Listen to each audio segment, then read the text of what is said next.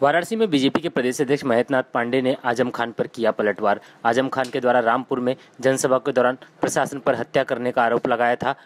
महेंद्र पांडे ने कहा कि चुनाव आयोग पूरी तरह निष्पक्ष चुनाव करवा रहा है। आजम खान ऐसे ही कृत्य के लिए जाने जाते हैं, वह कृत्य नहीं हो पा रहा है तो इसलिए इतनी उनकी बौखलाहट दिख रही है।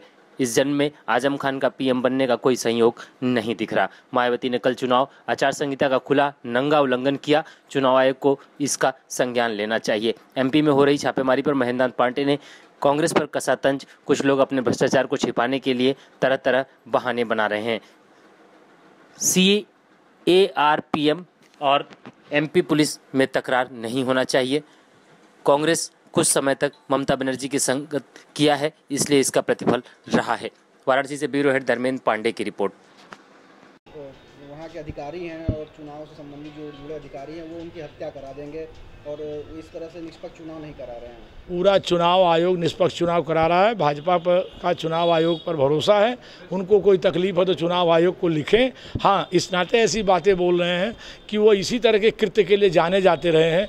वह कृत्य नहीं हो पा रहा है मनमाना, इसलिए उनकी बेचैनी झलक रही है। आजम खान ने कहा है कि अगर पुलवामा हमले के समय अगर मैं पीएम होता तो 40 सेकंड के अंदर पाकिस्तान पे हमला करके उसे खत्म कर देता। फिलहाल वो पीएम होने का इस जन्म में उनको कोई संयोग, इस जन्म में उनके होने का कोई संयोग नहीं बैठने वाला है, इसलिए ऐसे बयान देने का कोई औचित्य नहीं। मायावती का कल जो स्टेटमेंट आया, जाति को बांटने वाली बात कह रही है, मुस्लिम मतदाताओं को न बंटने के लिए नहीं। कल मायावती ने बिल्कुल चुनाव आचार संहिता का नंगा खुला उल्लंघन किया। चुनाव आयोग को इसका संज्ञान लेना चाहिए। सर, जिस तरह से एमपी में IT के रेट पर घमासान मचा हुआ है, क्या कहेंगे? IT अपना काम कर रही है लेकिन उसको भी राजनीति के IT स्वतंत्र है, स्वायत्त है, वो उसे काम करने की भारत सरकार ने किसी संस्था में कभी कोई हस्तक्षेप नहीं किया।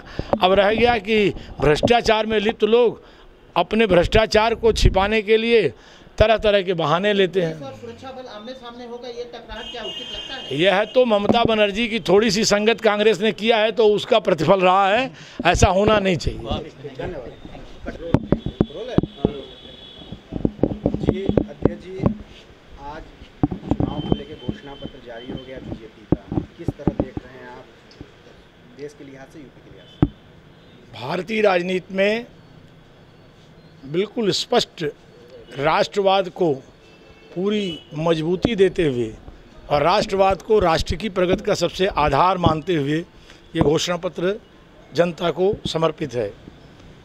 इसमें जहां किसानों की 2022 तक आय दुगनी पर बल दिया गया है, 2022 तक सबको मकान देने पर बल दिया गया है, जन जीवन की LPG, बिजली, स्वच्छ पेयजल, वहीं यहाँ पर भारत की प्रगति के लिए और दुनिया की टक्कर लेने के लिए एक्सप्रेस हाईवेज की और बढ़ोतरी जरूरी है। सारी एक्सप्रेस हाईवेज, नेशनल हाईवेज को दोगुना करने पर बल दिया गया है। तो कुल मिला के बहुत ही विकास परक, लोक कल्याण परक और देश को मजबूती देने वाला हमारा संकल्प पत्र है। और हिंदुस्तान की जनता जानती है, बीजेपी जो संकल्प लेती है जनता का आशीर्वाद पाती है, संकल्प को 100% पूरा करती है। जी, दो इसमें बिंदु जो यूपी के लिहाज से महत्वपूर्ण है। एक तो राम मंदिर का, जिसको मध्यस्थता के तहत हल करने की बात है, और दूसरा गंगा को फिर 2022 के लिए टाल दिया गया सुरक्षा के लिए, और राम मंदिर पे वही बात हो रही है। गंगा को टाला नहीं गया है। गंगा आज शुद्ध हुई हैं। पूरी तरह शुद्धि के लिए 2022 तक की एक जनता के बीच भरोसा दिया गया संकल्प के साथ। जहाँ तक राम मंदिर का सवाल है, राम मंदिर पर भारतीय जनता पार्टी ने ही 1989 में समर्थन वक्तव्य दिया, उस पर कायम है। और आज सुप्रीम कोर्ट की मंशा पर खुद पूरी तरह बल देते हुए मध्यस्थता से राम मंदिर बनाने पर बल दिया है। निश्चित तौर से राम मंदिर बनने का मार्ग आने वाली केंद्र सरकार 100% प्रशस्त करेगी, उसे बनवाएगी।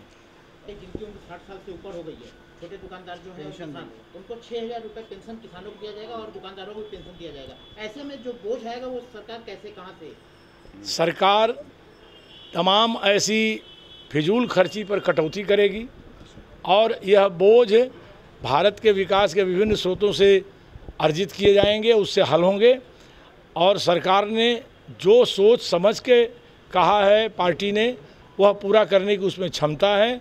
60 वर्ष की आयु के बाद निश्चित तौर पर शेष जिंदगी जीने के लिए एक सुरक्षा कवच नागरिक को चाहिए, उसके लिए ये 6,000 पेंशन की बात की गई है। अध्यक्ष जी, कहीं ऐसा तो नहीं कि राहुल गांधी के जो घोषणा पत्र उसको उसी काट के लिए ये व्यापारी किसानों को खुश करने के लिए किया जा रहा है? राहुल गांधी की घोषणा पत्र से पहले से हमारे संकल्प पत्र, ये संकल्प पत्र उन सब विषयों पर नहीं, पूरे देश में भारत के मन की बात का सर्वेक्षण करा करके जनता की आकांक्षाओं के अनुरूप जो सुझाव आप सब, समाज, मीडिया, हर तरह से जो सुझाव आए उसके आधार पर यह संकल्प पत्र बना है और इस पर सीधे भारतीय जनता पार्टी का अपनी सोच का मौलिक प्रभाव है, न कि किसी और का। विपक्ष का दावा है कि ये संकल्प पत्र पहले संकल्प पत्र की तरह झूठा ही निकलेगा, ये कहना विपक्ष का। विपक्ष और देश की जनता को बताना चाहूँगा, पिछले बार 559 चीज़ें संकल्प में लाई गई थी, जिसमें 520 पर अमल करने वाली ये पहली सफल केंद्र सरकार है।